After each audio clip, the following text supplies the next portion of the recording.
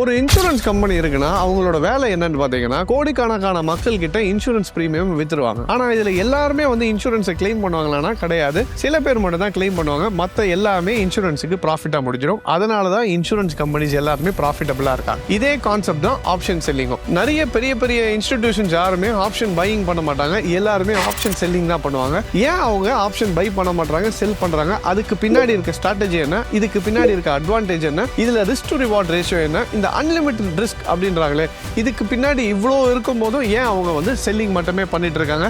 இது எல்லாத்தையுமே இந்த லெசன்ல நம்ம டீடைலா பார்க்க போறோம். So this is your coach Kishore யார். வாங்க ஸ்டூடெண்ட்ஸ், கிளாஸை ஸ்டார்ட் பண்ணலாம்.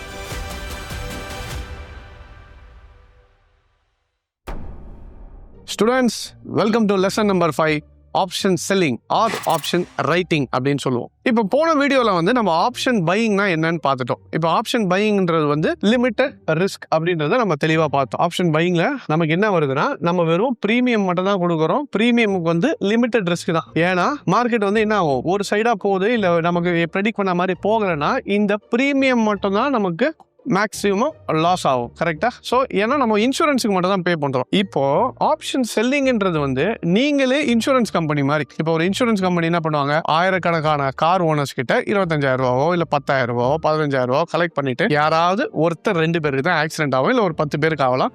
அப்போ அதுல இருந்து ஒரு 2 லட்சமோ 3 லட்சமோ கொடுப்பாங்க. ஆனா கலெக்ட் பண்ற அமௌண்ட் ஜாஸ்தி இல்ல. ஸோ அதனாலதான் insurance company are very profitable. கரெக்டுங்களா? ஸோ அதனாலதான் பெரிய பெரிய ப்ரொஃபஷனல்ஸ் எல்லாருமே எந்த பக்கம் போவாங்கன்னு பாத்தீங்கன்னா ப்ராபபிலிட்டி சைடு போயிடுவாங்க. எப்படின்னா, ஒரு டைம் 100 ரூபாய் வரது காட்டிலும் 1000 வாட்டி எனக்கு 10 ரூபாய் வந்தாலும் ஓகே அப்படின்ற ஒரு கான்செப்ட்ல தான் இன்சூரன்ஸ் கம்பெனியா ஒர்க் பண்ணுது. ஸோ அதே கான்செப்ட் தான் இப்போ ஆப்ஷன் செல்லிங்கும். இப்போ ஆப்ஷன் செல்லிங் வந்து என்ன பண்றாங்கன்னா, இவங்க வந்து இன்சூரன்ஸ் கம்பெனின்னு நினைச்சுக்கோங்க. இந்த இன்சூரன்ஸ் கம்பெனி என்ன பண்ணுது, உங்ககிட்ட இருந்து இந்த பிரீமியம் கலெக்ட் பண்ணிக்கிறாங்க. ஸோ இவங்க வந்து கலெக்ஷன், இவங்க ஒரு லட்சம் 25,000 நீ கார் வாங்கிட்டப்பா, 25,000 ரூபாய் இன்சூரன்ஸ் போட்டுக்கோ. ஒரு வேலை ஆக்சிடென்ட் ஆயிடுச்சு, 2 லட்சம் நாள் நான் கொடுக்குறேன், 5 லட்சம் நாள் கொடுக்குறேன். ஆனா அந்த வருஷத்துக்குள்ள அந்த பர்டிகுலர் டேட், எக்ஸ்பைரி டேட் இருக்கு பாத்தீங்களா, அந்த இன்சூரன்ஸுக்கு ஒரு எக்ஸ்பைரி டேட் கொடுப்போம்ல, அந்த எக்ஸ்பைரி டேட்டுக்குள்ள ஒண்ணுமே ஆகலைன்னா 25,000 என் பாக்கெட். இதான இன்சூரன்ஸ் கம்பெனி. அதே மாதிரி தான் இப்போ இன்சூரன்ஸ் ஆப்ஷன் செல்லிங்ல என்ன பண்ணுவாங்கன்னா, இவங்க வந்து ஒரு பிரீமியமை செட் பண்ணுவாங்க. அதுக்கு ஸ்ட்ரைக் பிரைஸ்ன்னு சொல்லுவோம். அந்த மணி இந்த மணி மேபி ஒரு டவுட் இருக்கலாம், என்ன அதெல்லாம் சொல்லி தெரியல. அது வந்து அடுத்த வீடியோல ஒரு ஸ்ட்ரைக் பிரைஸ்னா என்ன, இந்த money, out of the money, at the மணினா என்ன, ஒரு ட்ரேடா எடுத்தா அது எப்படி பர்ஃபார்ம் ஆகும், எல்லாமே நான் உங்களுக்கு இன்டெப்தா நெக்ஸ்ட் வீடியோல தெளிவா அதை பத்தி பார்ப்போம். இப்போதைக்கு ஆப்ஷன் செல்லிங்னா மட்டும் என்னன்றது பேசிக் புரிஞ்சுக்கோங்க. இப்போ ஆப்ஷன் செல்லிங்ன்றது இன்சூரன்ஸ் கம்பெனி மாதிரி. இப்போ இவங்க வந்து பிரீமியம் வந்து செட் பண்றாங்க. என்ன பிரீமியம்,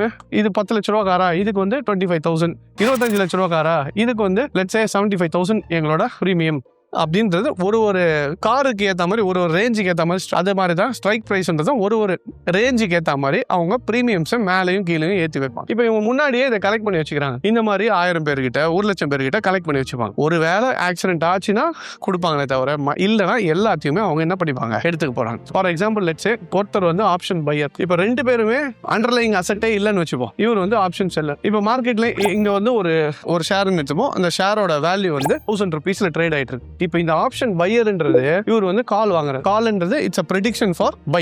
இவர் ப்ரெடிக்ட் பண்றாரு என்னன்னா, இது 1000 ரூபாயில இருக்கிறது வந்து 1100 ரூபாய் போகும்னு நான் எக்ஸ்பெக்ட் பண்றேன் அப்படின்றாரு. இவர் என்ன எக்ஸ்பெக்ட் பண்றாரு, இது 1100 போறதுக்கு வாய்ப்பு இல்லைன்ற மாதிரி இவர் நினைச்சிட்டு இருக்காரு. இவர் வந்து ப்ரெடிக்ட் பண்றாரு பை. இப்போ இவர் என்ன பண்றாரு, நான் இந்த 1000 ஸ்ட்ரைக் பிரைஸ் நான் வாங்க போறேன்றாரு. எப்பா இது நான் 1000ல இருக்க ஸ்ட்ரைக் பிரைஸ் வாங்குறேன், இதுக்கு என்ன பிரீமியம் நீ கேட்கறேன்னும் போது இப்போ இவர் பிரீமியம் செட் பண்ணுவார். இந்த பிரீமியமுக்கு இவர் என்ன சொல்லுவாரு, இங்க இருந்து இதுக்கு வந்து 100 ரூபாய் இருக்குல்ல. ஸோ இவர் என்ன சொல்றாரு, சரிப்பா நான் இந்த பிரீமியம் வந்து 60 ரூபாயில செட் பண்றேன். இந்த செல்லர் வந்து செட் பண்றாரு 60 rupees.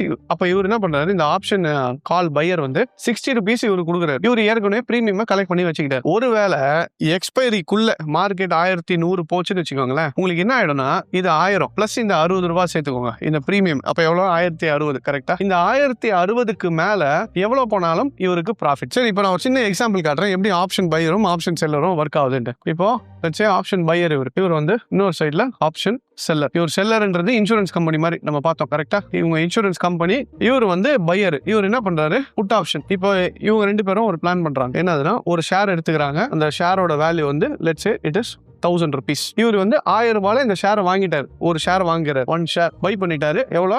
1000 ரூபாயில வாங்கிட்டாரு. இவருக்கு என்ன பயம்னா இந்த ஷேரோட வேல்யூ இறங்க கூடாது. ஒருவேளை இறங்குச்சுனாலும் எனக்கு லாஸ் வரக்கூடாது. ஆனா அந்த லாஸுக்கு நான் ஓரளவுக்கு ஒரு மினிமமா ஒரு டேமேஜுக்கு நான் பிரீமியம் மாதிரி கொடுக்குறேன்னு சொல்லிட்டு இப்போ என்ன சொல்றேன், ஏப்பா இந்த 1000 ரூபாயில நான் வாங்கிட்டேன், இந்த 1000 ரூபாயிலே நான் ஒரு இன்சூரன்ஸ் போடணும், இந்த இன்சூரன்ஸுக்கு எவ்வளவு வேல்யூன்னு கேட்கறேன். இப்போ இந்த இன்சூரன்ஸ்காரர் என்ன சொல்றாரு, 10 ரூபா கொடுப்பேன், 10 rupees நீ எனக்கு கொடுத்துரு, நான் இன்சூர் பண்ணிடுறேன், 1000 rupees கீழே எவ்வளவு போனாலும் நான் வந்து உனக்கு பேலன்ஸ் கொடுத்துறேன். அப்ப இவர் வந்து 10 rupees என்ன பண்றாரு, he is paying to the insurance company. இது கொடுத்துட்டாரு. மார்க்கெட் வந்து let's say 1000க்கு பதில் end of the expiry, அந்த கான்ட்ராக்ட் முடியிற டைம் இருக்கும் பாத்தீங்களா, let's say 1 month எண்ட்ல பார்க்கும்போது 1100 போயிடுச்சு அப்படின்னா இவர் இப்போ இந்த 10 ரூபாய் கொடுத்தாரு பாருங்க, இதை இவர் எடுத்துப்பாரு. இவருக்கு இந்த ஆப்ஷன் செல்லரா இருந்த இவருக்கு இந்த 10 ரூபாய் நெகட்டிவ், இவருக்கு இந்த 10 ரூபாய் பாசிட்டிவ். எப்படி ஒரு இன்சூரன்ஸ் கம்பெனிக்கு எக்ஸ்பைரி டேட்ல வந்து எந்த ஆக்சிடென்ட்டா ஆகலையோ அதே மாதிரி தான் இங்கேயும் உங்களுக்கு அவர் எக்ஸ்பெக்ட் பண்ண மாதிரி கீழே போல மேல ஆப்போசிட்டா போனதுனால 10 ரூபாய் இவர் எடுத்துட்டு போயிட்டார். ஒருவேளை 1000ல இருந்து மார்க்கெட் லட்சம் 900 ஆயிடுச்சு. அப்ப என்ன ஆயிடுச்சு, இவருக்கு ஒரு ஷேருக்கு 100 ரூபாய் லாஸ் காட்டும் ஷேர்ல. ஆனா இன்சூரன்ஸ் கோட்டை வச்சதுனால இந்த இன்சூரன்ஸ் கம்பெனி என்ன கொடுக்கணும், இவருக்கு 100 ரூபாய் கொடுக்கணும். அப்போ இங்க 100 ரூபாய் பிளஸ் ஆயிடும், 100 ரூபாய் ஷேர்ல மைனஸ் ஆயிடும். சோ அவருக்கு நெகட்டிவ் 0. ஆனா ஒரே ஒரு விஷயம், இந்த 10 ரூபாய் கட்டினாரு பாத்தீங்களா, அந்த 10 ரூபாய் மட்டும் அவருக்கு நெகட்டிவ். அந்த பிரீமியம் கொடுத்தது தான். ஆனா இவருக்கு என்ன இருக்கும், 10 ரூபாய் தான் கலெக்ட் பண்ணாரு, ஆனா கொடுத்தது 100 ரூபாய் கொடுத்திருக்கா. அப்ப இவருக்கு மைனஸ் நெகட்டிவ். ஏன்னா 10 ரூபாய் அவர் கொடுத்ததே திருப்பி கொடுத்தாலும் 90 ரூபாய் கையை விட்டு எக்ஸ்ட்ரா கொடுத்திருக்கு. இப்போ இவருக்கு என்ன ஆகும்னா, எவ்வளவு மார்க்கெட் ஏறினாலும் இறங்கினாலும் லிமிடெட் ரிஸ்க் தான். இதான் லிமிடெட் ரிஸ்க். இந்த பிரீமியம் மட்டும் தான் இவருக்கு ரிஸ்க். ஆனால் இவருக்கு வெறும் 10 ரூபாய்க்கு ஆசைப்பட்டு 90 ரூபாய் வரைக்கும் என்ன பண்ணிருக்காரு, கொடுத்திருக்காரு. சோ இவருக்கு அன்லிமிட்டெட் ரிஸ்க். அப்போ ஏன் பெரிய பெரிய இன்ஸ்டிடியூஷன்லாம் இவ்வளவு அன்லிமிட்டெட் ரிஸ்க் இருக்குன்னு தெரிஞ்சு ஏன் அதுல பண்றாங்கன்னா, இந்த சினாரியோ எப்ப ஏதாவது நடக்கும். இப்ப 10ல ஒரு வாட்டி இவருக்கு கிடைக்கும், ஆனா 99 வாட்டி இவருக்கு தான் கிடைக்கும்னா எது பெட்டர் ஐடியான்னு பார்த்தீங்கன்னா இதுதான். ஏன்னா முடிஞ்ச வரைக்கும் அவர் என்ன பண்ணுவாரு, எல்லாருக்கிட்டையும் பிரீமியம் வாங்கி ஏன்னா அடுத்த டே ஆஃப் எக்ஸ்பைரியில என்ன ஆயிடும்னா முக்காவாசி பிரீமியம் முட்டை ஆயிடும், எல்லாமே 0 தான். அது வந்து நம்ம நெக்ஸ்ட் வீடியோல நான் சொன்ன மாதிரி இன்டெப்தா நம்ம ஸ்ட்ரைக் பிரைஸ்ல ட்ரேட் எடுத்து பார்க்கும்போது இன்னும் உங்களுக்கு தெளிவா புரிஞ்சிடும். ஆனா இதுதான் கான்செப்ட். ஒருத்தர் வந்து முதலீடு போடுறாரு, அதை கேபிட்டலை செக்யூர் பண்றதுக்காக ஆப்ஷன் வாங்குறாரு. இன்னொருத்தர் வந்து அந்த இது இன்சூரன்ஸ் மாதிரி கொடுத்துட்டு பிரீமியம் மட்டும் கலெக்ட் பண்றாரு. So sellers are premium collectors, buyers are premium givers. இதை மட்டும் நல்ல மைண்ட்ல வச்சுக்கோங்க. நம்ம அடுத்த வீடியோல என்ன பண்ண போறோம், டீடைலா ஸ்ட்ரைக் பிரைஸ்னா என்ன, அந்த மணினா என்ன, இந்த மணினா என்ன, அவுட் ஆஃப் த மணினா என்ன, இது எடுத்தா எப்படி ப்ராஃபிட் கால்குலேட் பண்றோம், intrinsic value, extrinsic value, time decay, இதை பத்தி ஃபுல் டீடைலா நம்ம ட்ரேடோட பார்ப்போம். ஸோ உங்களுக்கும் ஈஸியா புரிஞ்சிடும். ஸோ நம்மளோட லெசன் நம்பர் 6ல லைவ் ட்ரேட்ல எப்படி ஆப்ஷன் ஒர்க் ஆகுதுன்றதை நம்ம டீடைலா பார்க்கலாம். Alright, so I hope this video was useful and thank you very much for joining. Take care.